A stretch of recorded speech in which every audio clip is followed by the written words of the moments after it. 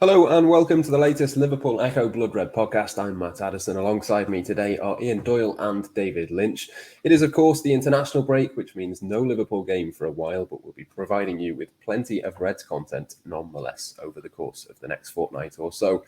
For today, we thought we'd have a chat about Liverpool's season so far, the players who are returning from injury after the international break as well. We'll also touch on the great start to the season for LFC Women, who beat Chelsea at Prenton Park on Sunday. But for the first part of the podcast, I thought we'd split it into three sections: defence, midfield and attack. Doyle, come to you first. We might as well start with the defence and have a little bit of a chat around what we've seen so far this season. Obviously, we don't need to go into the broader points and difficulties, but there are some bits that we would like to touch upon today. I know it was kind of something that we talked about a little bit in the summer around Joe Gomez. Obviously, wasn't a great half for him against Napoli, but what have you made of him so far this season? It's been a bit of an unexpected opportunity, I suppose, for him to play quite a few games. He was doing all right until he lost the ball halfway through the first half at Napoli, and then his head fell off, and we haven't seen him again since half time. So, admittedly, Liverpool have barely played a game since then, so that's been one thing. But Gomez, I actually think he was the best player against Everton.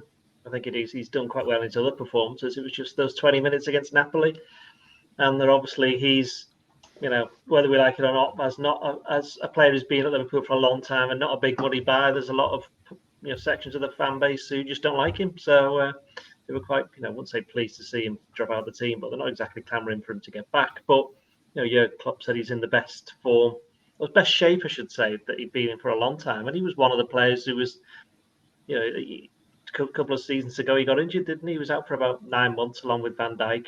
Whereas Van Dijk hit the ground running, came in and played games, Gomez wasn't really given that opportunity. And I don't think he'd, until recently, he'd not started a Premier League game at centre-back, had he? Till since the game where the game before he got injured against Man City back in 2020. So, it's been difficult for him, but, you asked me the question, I actually think he'd been quite good apart from those 20 minutes against Napoli, which unfortunately are the last 20 minutes, which is what everybody remembers. So, the other thing on top of that is that Matip came in second half, did well, and he's done well in the against Ajax, obviously scored the winner as well. So, from it being at the start of the season, look as though Konate would be the main centre-back alongside Van Dijk, it's now, Gomez had his chance, and unfortunately, a poor 20 minutes and he's lost the position to Matip. I mean, they all get other chances, and of course, we could easily go on about Van Dijk and say whether he should be starting. So, that kind of shows you the issues that Liverpool have at the moment in defence at centre-back, at least.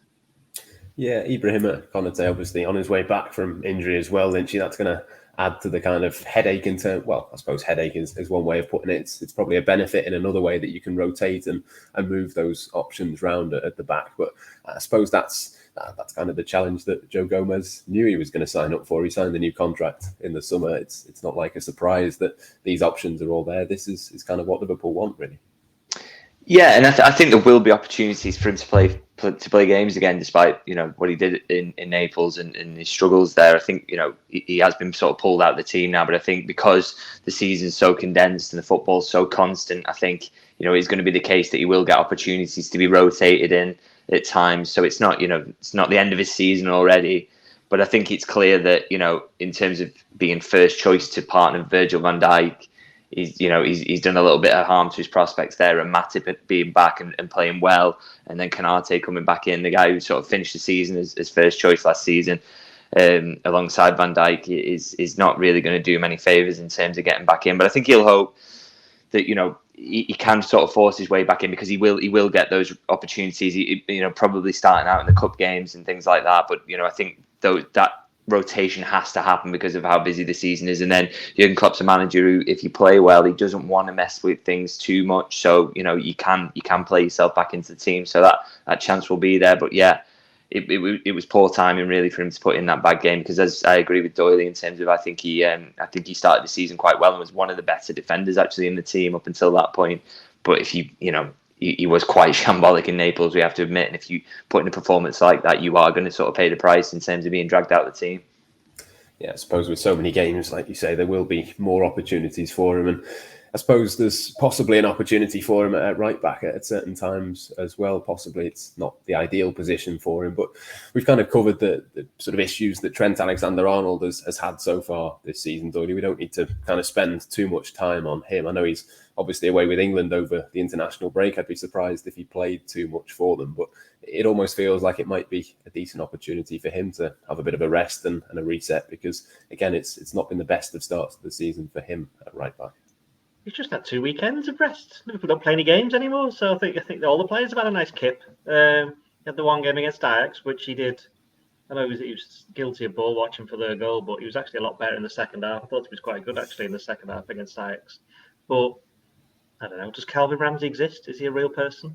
You know, I know just being flippant there, but obviously we haven't seen anything of him yet. He's 18 years of age, so he's been bought for the long term. But unfortunately for Liverpool, they actually could have quite done with him being around straight away. Not his fault. I mean, as you mentioned, Joe Gomez could have played right back, but he's had to play centre back. And then you've got James Milner could have played right back, but he's had to play just about everywhere else. And he shouldn't even be playing anyway. Starting so many games at his age. There's quite a lot of things have happened that meant that Trent hasn't really had any, pressure on his position, which, he does. Every player needs it. You see it with everybody. You saw what happened with Mane when suddenly, Diaz turns up and there's a bit of pressure on his position and he has a great end to the season. Saw it with you've seen it many, many times in the past. The minute that somebody comes in to pressurise the position, they put in good performances. You could argue Matip last season with Canati coming in as well. So I do think Trent's suffering a little bit from that, but he's good enough to get through it. I don't necessarily see the next couple of weeks as being a rest for him or a break from him, because you're just going to go to an England squad that doesn't really appreciate his talent. Certainly the management in terms of knowing what to get out of him. We've done this a million times before as well. So they don't necessarily think he's a player who can fit into their system. So as you said, he's not going to play many games. At least it means hopefully he won't get injured. Yeah, exactly that. I suppose the Calvin Ramsey thing is interesting, and not least because you look across at the other side, and obviously Liverpool have got that at left back with Tsimikas and Robertson. We've seen a bit of interchanging with those two players as well. I mean, in terms of Calvin Ramsey, would he have played a big part in the early start of the season anyway, or would it have been an integration for him, do you think? How much of an impact has that made? Yeah, I don't know, to be honest. It's an interesting one because, you don't know where Liverpool sort of see where he's up to in terms of his development, because he's coming from a much weaker league. He's still really young. So, it's not like I think he'd have been seen as a sort of clear rotational option in the way that Tsimikas is, because he's got a similar level of experience and quality to Robertson. That's, there's a bit of a fight there at left back at the moment, to be honest, with the way that Robertson started the season. I think Tsimikas can sort of feel hard done by that he's maybe only started 2 games this season. On the other side, it will be slightly different. I think I agree with Doyle in terms of it probably would have been Gomez being the deputy right back at the start of this season as Ramsey sort of acclimatised to training with this team and getting used to the system. I think Gomez would have been used out there, but then obviously that wasn't an option then because of the injuries at centre half. He had to start there. So it'd be interesting to see what happens. I still think because he's missed this period of time, Ramsey, and he's still got to sort of get a pre-season in his legs, still again might be a little bit of a while till we see him. I suppose, the League Cup games will be coming up and they're less important, and therefore, maybe that's an opportunity to use him. And you don't mind taking a couple of risks with your selection there. But I think, if it comes to sort of Trent Alexander-Arnold needing a rest, or he needs a couple of weeks out with an injury or anything like that, you'd think that Joe Gomez is probably the right back at the moment, just because, I think it would be a little bit of a risk to just throw Calvin Ramsey straight in. Yeah, certainly be interesting to see when he does get fit what kind of happens, what kind of level that he's at that age. Obviously, high hopes for him for the future. From what we've heard from people who've watched him a lot in Scotland is that he is very similar to Trent, which I suppose is the thing with Joe Gomez, isn't it? You don't quite get that same stylistic type thing, but certainly be interesting to see what happens. But let's move on to the midfield then. Obviously, we've spoken a lot about this. Again, we don't need to go into depth on certain bits of what's happened and who's missing and all the rest of it, Doyle. Is it as simple as just get 1 or 2 bodies back, Thiago being the biggest of those, and things suddenly look very different in that midfield? Yeah, it's amazing, isn't it, when you have your best players back, how things start to improve a little bit. I mean, yeah, most of them are injured. What else can we say? You know what I mean? It's like, I know everyone, well, a lot of people spoke about needing to sign a midfielder in the summer, which, given the fact that they ended up getting Arthur in on loan on the last day suggests that perhaps they were right. But all of that was mainly due to the injuries to Keita and Oxlade-Chamberlain. And then you have the arguments, but they're always injured anyway, so why didn't you do something? Can't really work like that, can you? That's just not the way things work, unfortunately. But yeah, the interesting thing for me, we've said this before, is that a lot of the players who've been injured are the same type of player, which is why one of the issues that Liverpool got at the moment, and it's not his fault, is the right side of midfield with Harvey Elliott. He's having to play every single game. What is he, 19? He's playing in a team that's not playing at its best, and he's been asked to do something that he's never done before. I think he's only started like 12 or 13 games in midfield in the top flight in his entire career. It's not many.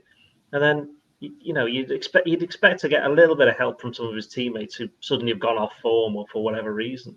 So it's tough on him, but you look at that right side of midfield, Keita could have played there, Henderson could have played there, Oxlade-Chamberlain could have played there, Jones could have played there, and you could have swapped Thiago over to play there, but then there's no one to play on the left. And Milner has been playing there, but as we said before, he's playing far too many games. So, that's been the situation, So, I don't know. I think it's just one Liverpool just had to, grin and bear it, just get on with it, grit the teeth. It's just... I've been slightly surprised that they haven't changed the formation a bit, I'll be honest. But then on top of that, we'll get to the strikers in a bit, and it's like, well, the new striker that's meant to redefine the team hasn't been playing for half the games anyway. So, there's quite a lot. There's Joel Matip, was it, that you got asked before the game against Ajax? He said, what one thing's wrong? And he said, there isn't. There's just loads of stuff that's been a problem, and I can't go through them all now, which was a shame, really, because it would have filled the pages. So should have really pressed him on it a bit further. But he doesn't normally say much, but he was quite good in the end. Yeah. He was quite good, so we were quite pleased with what he came out with. But yeah, one thing I would say is the players have all been pretty honest about it. It has been quite brutal what they've been coming out and saying. It's not like they've been putting their heads in the sand and going, "Oh yeah, I think this can change. We can turn it round, that and the other," or doing what has become known as the Manchester United way of when they lose the game, going onto social media and apologising to the fans. I don't think any of the Liverpool players have apologised to the fans, have they? No, they've just gone, well, hang on, that's not going to get us anywhere. I know Klopp did at Napoli when he went up to the away end and, said sorry. But, there's a multitude of reasons why he may have done that, given the context of that game and some stuff that got said around it. But, yeah, I think Liverpool have just been said, look, things aren't right. We know exactly what it is. We just got to get on with it and we've got to sort it out. And what I would like to say, I've just written something now, actually. I think the timing of it has been absolutely poor for Liverpool in the sense that I think people haven't noticed that they haven't won an away game this season. And if you look at their away games before the World Cup in the Premier League, they've either been against promoted teams, because they played Fulham, they got Forest coming, been against top four teams, they played United, they've got to play Chelsea, Arsenal and Tottenham away, and Everton. And they're like the three groups of teams you absolutely would not want to play if you're A, at the start of the season, or B, struggling with, this, that, and the other. Can you imagine if Liverpool had played, I don't know, for example, Leicester away? It probably would have got, you'd like to think that they got a better result. I mean, that's not to excuse what's going on. Yeah. That's just an example of the situation. A lot of little things have gone on that have meant that things have looked, not worse than they are, but they have brought it to the fore. They've exposed it. And I think if you look at the end of last season, Liverpool actually was stumbling over the line in most of the games towards the end of the season. They were 2-0 down against Villarreal, weren't they, in the second leg? They managed to turn that one around. And then that kind of, they were down against Tottenham, they were down against Southampton, they were down against Wolves in the last game. They won the FA Cup on penalties, lost the Champions League final. You can see they've just kind of, something's not been quite right, whether they've been too tired or whatever have you. As Lynch said, I think the other week, it's like from January on, it was like every single game was, we've got to win this game, and it's kind of, that does get you down a little bit after a while. It just wear you down. And I think whether or not, will the pressure be off Liverpool when they come back against Brighton? Will people, because, as I said, they've got the next two games after, they've got Brighton, the informed Brighton, then they've got Arsenal away, and then they've got City at home. You know what I mean? So what are people expecting from those games? It's, it's not going to be easy, and I don't know whether the pressure will be off them a little. Maybe we've spoken about Klopp maybe having to manage expectations this season with a bit of a change up front and everything else that's going on. Obviously, none of that's answering the question that you asked me about the midfield, but I just wanted to make those points. But in terms of the midfield, you're right. Thiago coming back, Fabinho there, they're two of the three, and as long as you've got two, I'd say there's probably three. You'd say Henderson as well. If you've got two of those three players playing in the team, then you got a much better chance. And I know they didn't play well against Fulham, but that can happen every now and again. And they still didn't lose that game, by the way. So that can happen. But if you've got those two of those three, then that's the basis for it. And I think certainly they're more defensive-minded than every other midfield, or able to run around the pitch more than any other midfielder that would come into those positions at the moment. Yeah, I think that's, to be honest, why it's not really fair to judge Harvey Elliott and kind of the impact that he's had on that midfield, because probably a lot of the games that Doyle mentions there, the tough away games, the ones that are coming up, Lynchy, probably those are not the games that you would have earmarked to have Harvey Elliott in necessarily. That might have been a game where you go, well, that's a Henderson, Fabinho and Thiago game, but Harvey Elliott's been one of 3 or 4 players that has been fit, and he's had to play in those games. They've had no choice. That's it. He deserves credit really for what he has done in this period, because I think there's been some impressive performances in there, but I think we're slowly sort of seeing where there's a little bit of a downfall in terms of what he can do on the other side of the ball, stuff that he has to learn still, that, you know, and also he's being thrown in and basically asked to be Jordan Henderson. And I think that's a little bit unfair on him as well. He's, you know, a totally different sort of profile of player, so that makes things difficult. I think the one thing I would say about midfield is that, you know, Liverpool went into the season and said we don't need to sign a central midfielder, certainly not one of first team quality anyway. I know Arthur came in the end, but it's not someone I expect to stick around beyond this season, if I'm honest.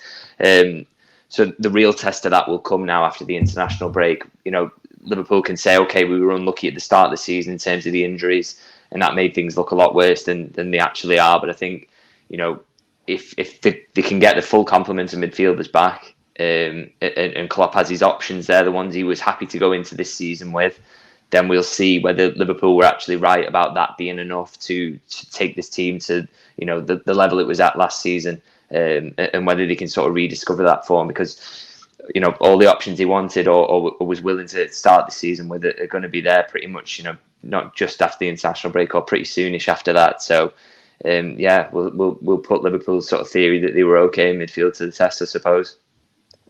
Yeah, it'd be interesting to see sort of Artur as well, if he can get himself a little bit fitter. Obviously played in the under-21s game over the weekend, so it looks like he's going to be certainly a little bit sharper than what he looked against Napoli, and obviously up to this point it's been a little bit difficult for him. But just before we move past the midfield, Dory, I've always got to mention Curtis Jones whenever I get the opportunity. I really do think he's a huge talent, but again, it's just been another frustrating season for him. There's nothing he can do about it, of course. It's been injuries, but it felt like it was going to be a big year for him, and he's just not yet had the opportunity to play when, let's be honest, if he was fit, he would have got a lot of minutes in that midfield. Well, the good thing for him is that he didn't miss pre-season, did he? So in that sense, he'll be up to speed as most of the other players. I mean, we don't know what he's been doing behind the scenes and what exactly this stress-related injury actually is. But from what Klopp was saying last time round, he aggravated it because he was on the bench, wasn't he, against Newcastle? So he technically was back. He's aggravated it. He doesn't think it's going to be that bad. I mean, even if he comes back halfway through October, that's still another month, and Liverpool are playing 2 games a week. So he's going to get games anyway. So I think he's still got an important part to play. And, you know, he'll be one of the many, many Liverpool players who then, when the season stops for 6 weeks in November, he'll be able to have a bit of a rest and then get back to being fit. I mean, how many games? I think they've got 7 league games left, or 8 league games left, I think it is, before the season stops. That's 24 points. And they're going to have to be, you know, we mentioned the games that they've got. They've got some very tough games coming up. So they've got to get as many points as they can. And there's the Champions League as well, which the one season that it starts early and finishes early, the group stage, is perhaps the one season that Liverpool could have done without it, given the injuries that they've got. So they can't wait anymore. Liverpool, as you said, they can't wait. As Lynch said, they've got to start getting the results now, because it could easily be they come back in, you know, at the end of December and they're out of the Champions League and there's very little to play for. And not so much, certainly won't be playing for the title, but they'll have a bit of a struggle to get into the top 4. So, you know, it's going to be tough. In terms of Curtis Jones, yeah, I think he'll get minutes because he's, as you say, he's a very good player. I think he's a very good player. He can play in a couple of positions in that midfield, and yeah, he's for all the, you know, people. I know that again, he's another one of those players because he wasn't a big money signing.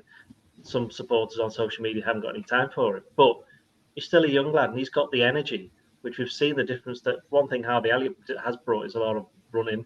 One thing that Cavalio's brought when he's brought on is that he's come on is that, and Jones can do exactly the same. So I do think if Liverpool need more legs in midfield and a bit more energy, they need to get him fit as soon as possible. Yes, absolutely. Let's move on to the attack then before we finish. Let's go to the obvious one first, Lynch. You have Darwin Nunez, obviously, the big money signing over the summer. Hasn't quite happened for him yet, obviously, but he's only played sort of 3 games or there or thereabouts in total. It's obviously far too soon to be judging him, far too soon for him to be fully integrated. But then I suppose the flip side of that is, well, part of that is his fault. Yeah, that's it. I mean, it's so frustrating, really, that he did what he did against Crystal Palace, because he's cost himself and the team a bit of adaptation time. And you know, we're still in that period now where we're saying, okay, well, it's early days. He hasn't played much. He needs to get used to this and that. And his teammates need to get used to him. We would have been 3 games further down the line in that process now.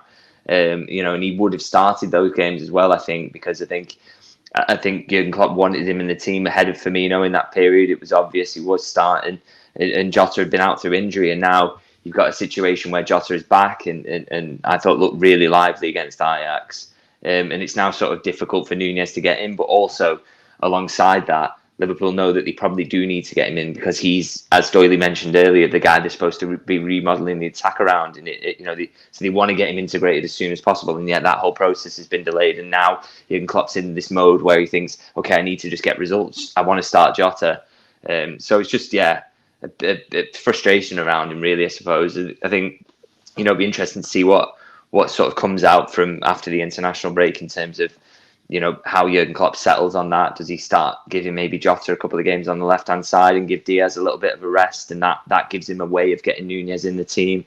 But a lot of these games coming up are difficult ones, and ones Liverpool need to get points on the board. And so the fact that this process is ongoing now is, just far from ideal, really. I suppose that's the thing, isn't it, Doyle? That the only way that Darwin Nunez gets used to Liverpool and Liverpool get used to him is by him playing. It's a bit of a quandary when you've got these big games coming up, but the longer they leave it, the longer that process is going to take. No, we'll get his games. Don't worry about that. As I said before, they're playing twice a week. As Lynch just mentioned, then I can see Jota playing on the left, giving Diaz a bit of a break. Diaz, has he got 4 goals this season? He kind of just snuck up, hasn't he? He got 2 against Bournemouth, 1 against Napoli, and Palace, wasn't it? The other one, yeah. So he's kind of. It's weird because he doesn't always just score the same goal, but a lot of them are not dissimilar, should we say? And he can, he always works hard, but he doesn't always affect the games maybe as much as Mane would do when he was there. So I think that's still something that he's got to. I think just to come in on that. One thing I think you'd like to see him do more of is score the Mane type goals in terms of coming inside the centre half and the right back and just a one-touch finish. I think that a lot of the goals, you rightly say, are sort of similar in terms of that cutting inside and killing in a beauty. And while they're impressive, to get the top numbers, he needs to score some more of those striker goals. I think you're right to sort of mention that. But then how much of that is down to the fact he hasn't quite got the relationship with Robertson yet? And obviously Robertson's not, well, again, because he wasn't a big money signing, so he's getting a bit of criticism online. Don't think he's been as bad as what people are saying. Certainly not been at his top form. What was the last game he played, actually? What was the last game he played? Everton. Napoli. Everton. He played, was that Napoli? What? Oh, so you're on about Robertson? Robertson, yeah. Yeah, he came off, didn't he, with he sort of got the injury in the last minutes against Napoli, wasn't it? Is that right? Yeah, I think so. Yeah. I seem to recall him having a decent game when he came on somewhere. I can't remember where it was. Could have been Everton, actually. Tsimikas started, didn't he, against Everton? Everton? That's right. Yeah, he did. Yeah. So, yeah, you're right. Tsimikas has done reasonably okay. I mean, the pair of them have just been. It's like Trent. They've not been anywhere near at the best, but they're doing okay. I mean, Tsimikas obviously put in the cross for Matip's header against Ajax. But yeah, going back to the forwards, Diaz. I do think that he does need to score those different. But then again, if Nunez is going to be the man in the middle, perhaps he doesn't need to score them. That's what Nunez is there. Stay in the middle, and they'll just get the ball into him, and he can do the rest. They'll still need to score, chip him with the goals. But as Lynch said, they've not been able to do that because Nunez hasn't been there because he got sent off, and then obviously Liverpool suddenly need points, and they can't. It's a lot harder to integrate new players into a team that suddenly needs to start winning it. It's like when youngsters come in, isn't it? It's like you always want to bring youngsters into teams that are actually winning, which is why you look at City, Man City, for example. They're doing quite well with their youngsters coming through when they do. Foden, the ultimate example of that, because they're into a winning team and they don't have as much responsibility as they should do, which brings us back to Harvey Elliot, and he's been given too much responsibility, probably. Yeah. Well, they brought Cole Palmer on, I think, didn't they, at the weekend when they were a couple of goals up and that kind of thing. Liverpool obviously did that as well with a couple against Bournemouth as well, but that was a bit of an anomaly, so we say, in terms of the result for that one. But just before we move on to the women's team quickly, just to finish on the attack, Lynchy, Roberto Firmino as well, I wanted to mention, obviously, the Bournemouth game there was excellent in that, but again, a little bit of an anomaly. It's not been the greatest start, I don't think, to the season for him. And obviously with him, there's that contract question as well inside the last year of his deal. It's fair to say he came in to the season probably thinking he was fifth choice, but I would say he's maybe not done a great deal to change that up to this point. No, but I do wonder whether sort of, if we're going to see a little bit more of this 4-2-3-1, which Klopp seems to sort of sometimes be going to at the end of the games if it's a little bit tight. We saw Firmino come on against Ajax, and I think there's an opportunity for him in terms of being the one in the middle of the three there. Because he offers something different, and I think in terms of probably the fifth choice attacker, and I think it's going to be hard for him to supplant Nunez and Jota as threats to his sort of central striking role, but I do think there's opportunities for him to show off that sort of those skills and qualities he's got as an attacking midfielder if that's a sort of that shape, even though Klopp seems reluctant to start games with it. If he's going to end a few games with it, tight games where Liverpool need to get as many forwards on the pitch as possible, I think that's a real opportunity, because he's, I still think, okay, he's not a natural finisher and he never really has been. But I think in terms of if you want someone to take the ball in tight areas, control it, drag defenders to him and create space for others, I don't think there's anyone better in the Liverpool squad in terms of that, taking the ball in really difficult situations and constantly being willing to show for it as well. And he's also, phenomenal in terms of the intelligence of his pressing as well. So I think, I don't think I think we're at the point now where we all accept that he's not going to be signed a new deal. But I think, if this is the end of his Liverpool career, his last season at Liverpool, then he's still got plenty to offer in a couple of different roles. And I'm sure there's a couple of big goals in between now and the end of the season, that's for sure. What I would say about Nunez is I think his start of his Liverpool career is far more going to be like Firmino's was, which took a while. Because if you look at Jota and Mane and Salah, all of them had played in the Premier League before. Salah didn't play for much, but obviously Mane was already there, and Jota had been there. Played the Championship, actually, Jota. So we knew exactly what to expect. All of them could speak English as well. And I think if you look at Firmino, I'm pretty sure he didn't speak much English when he arrived, and he certainly hadn't played in the Premier League. And he came into a team which wasn't doing particularly well, and then he got injured. So it's kind of a little bit like that, where I do think Nunez, it's going to take a little while. The thing about him, obviously, is that he got the goals early on, didn't he, against Fulham, and he scored in the Community Shield against City. So there was that expectation, but anybody expected him to be. Let's just say there's a striker at Manchester City who's already won the Golden Boot now, even if he doesn't score another goal all season. Let's face it. So he was always going to be a success because he's exactly what was needed, and of course he never played in the Premier League. He was brought up by somebody who did play in the Premier League. So that does help. Like, well, what happens here, Dad? That kind of thing. So, I don't think we can overlook that. And he speaks English as well. So, there's a lot that Nunez is having to overcome. As we mentioned before, some of it's his own fault, but not his fault. The team's gone a bit, not rubbish, but certainly not as good as they were. It's not, and it's he's presumably learning English as quickly as he can, having to settle in. But as I say, I would compare the start of his Anfield career more to that of Firmino than I would to Salah, Mane, and Jota.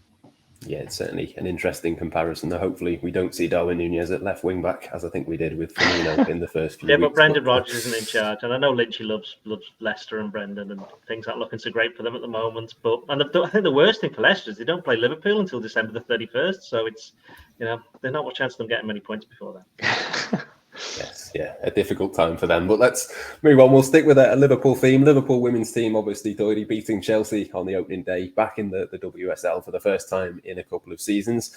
Obviously, Chelsea, I think we all know, no matter how much or little we know about women's football, Chelsea very much at the forefront of that. So an impressive result to get started with for Liverpool, and important that they're back in the top flight as well. True. Good to see that, they kept up the men's first team tradition of conceding first as well very early on. But I know it was 2 penalties that won the game for them, but to come back from from being behind against a team who, everybody expects quite a lot from this season. It's interesting for Liverpool Women, actually, because when FSG first started, they invested quite a lot of money into the women's team, and they won a couple of leagues under Matt Beard, who's obviously in charge now.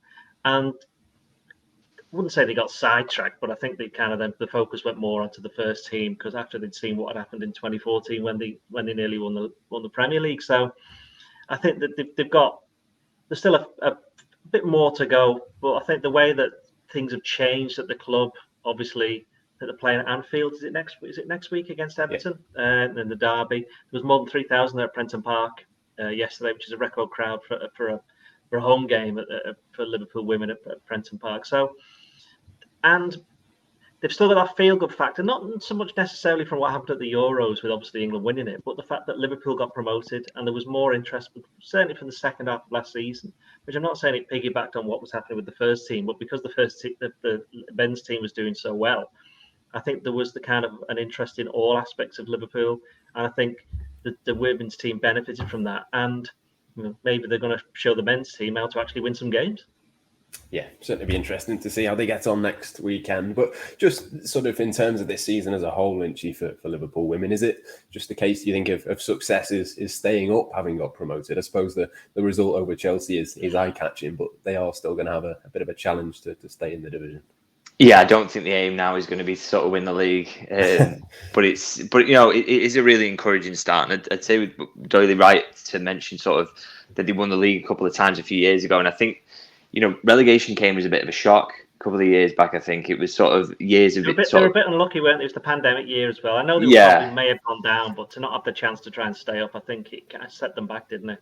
But there was a feeling around it that had been sort of the women's setup had been sort of neglected in the years preceding that, and that was the ultimate consequence of it. And I think it really sort of refocused minds, and there was there was a lot of changes were made in the aftermath of that to bring the team immediately back up, and now to make a perfect start in the WSL. And the aim this season will just be to stay up, but I think there is an ambition there to do more than that in the long term. And I think we can see we've seen from this summer in terms of what the real potential of women's football, and if that's not making the higher ups at Liverpool sit up and take notice and think that there's if they put a little bit of money behind this, that there's real potential for growth. We're seeing growing crowds and growing interest, the broadcasting deals are getting bigger, all these things. So hopefully Liverpool can this season just try and stay in the WSL and do your best to do that, but beyond that it should be aiming for more, because Liverpool is a big name, a big brand, and it should be a big team in women's football, because you look at the other ones who are at the top of the table in women's football at the moment.